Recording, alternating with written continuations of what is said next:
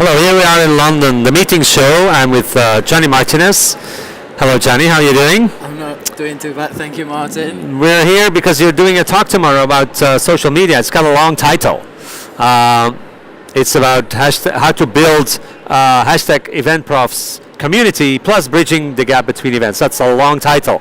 I'm sure there's lots of things happening in social media. I'm sure that lots of people have already a good idea what social media are today. So what are you going to talk about? What is the new stuff that is happening? I think what we're facing right now when it comes to communications is very particular. I think we find ourselves between two particular forces. So while you have people willing to spread the message and people willing to create a profile in all these different social media accounts, you also have, on the other hand, another force that is trying to protect the data of these people. And I guess the interesting thing is that this other force pulls us from to think about how we can still create that communication while making sure that that happens in a safe environment. So in reality, it is about how to address this challenge and what we currently face, but then also how to identify, specific trends that are relevant for you, so you can reach out to a specific, community or, members of the environment around you, and create effective social media strategies for them. So, if you're an organizer of an event, even a small one, what do you recommend about doing a separate profile? Where would you go? Is it LinkedIn? Is it Twitter? Is it Facebook? What is the right space to go to, and what is the right way to enter an event? Yeah, I think it will depend completely on the type of audience. It will depend completely on the type of event. A lot of what I do is B2B, or I focus mostly on B2B, especially because of the company I work for. So that means that I use Twitter and LinkedIn, more often. Than Facebook. I use Facebook as well, but probably not as much. I see Facebook working really well for forums, people that want to create a conversation within a specific community. But right now, LinkedIn has very good alternatives. Okay. Actually, in that sense. So LinkedIn changed, you think, and moved into that space which was more exclusive to Facebook? Actually, name a few examples. So LinkedIn's algorithm has been improving greatly in the past couple of years. It is now able to recognize video and images in a much more efficient way, not necessarily than Facebook, but much more efficient than it could do. And because it is a business-only platform, a lot of people that just want to do business prefer to use LinkedIn than Facebook. Okay. So that's a big advantage. Makes a lot of sense for events. Yeah. And so about the younger generation, they're all on yet another set of social media. So is this going to continue like that? What's going to happen? Well, it's quite interesting because I said to my sister a couple of months ago, I said to her, I sent you a Facebook invite for an event. And she said to me, I'm never going to see it. And I was like, why?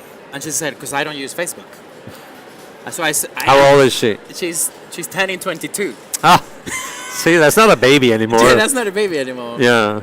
So she uses Instagram. Yeah. And she uses. She doesn't really use Snapchat anymore. I think Snapchat had a big craze at some point. A lot of people were using it. A lot of people in that demographic, in their teens, millennials, were using it a lot. I think Instagram upped their game massively when they introduced stories. A lot of event organizers currently, especially people that go to shows, people that organize a lot of B2C shows as well, they use Instagram as a way to promote the event, as a way to tell stories that are happening on the show floor as well. Okay.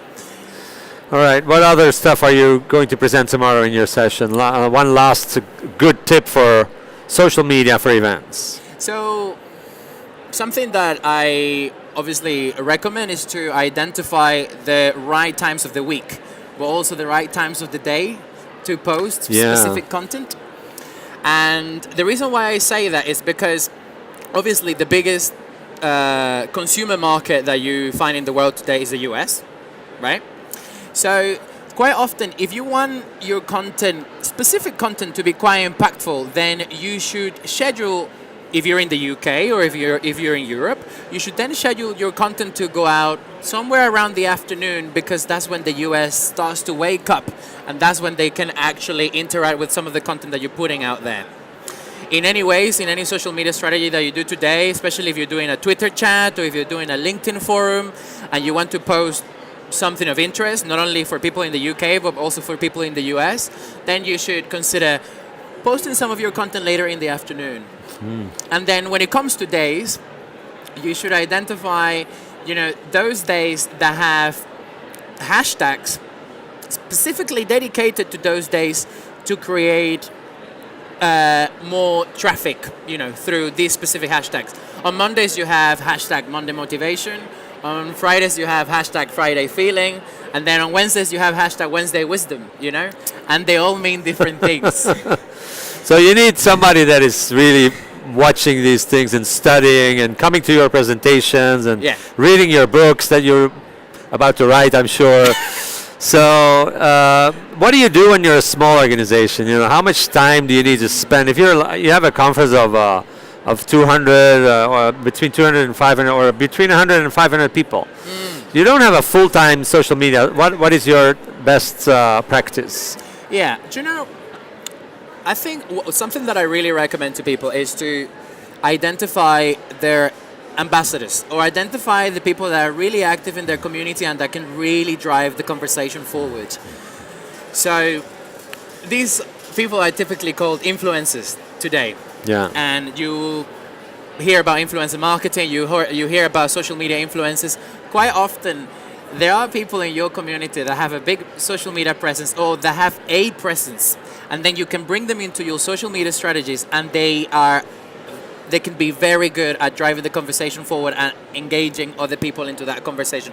And you don't have to spend a penny. How many people are there? 5 more? Influencers? Yeah. If you have 5, is that good? I think if you have one, that is good. All right. And if it's a small conference, for example, 500 people, and you have that person interacting with different people, 1, 2, 3 All right. people, I don't think you would need more than that. Okay. If you have a much bigger campaign, maybe 5 people. All right. Yeah. Okay. Cool. Thanks for all those tips and useful information. Thank you, Maarten. It's good to have you here today. Thank you. And enjoy London. Cheers.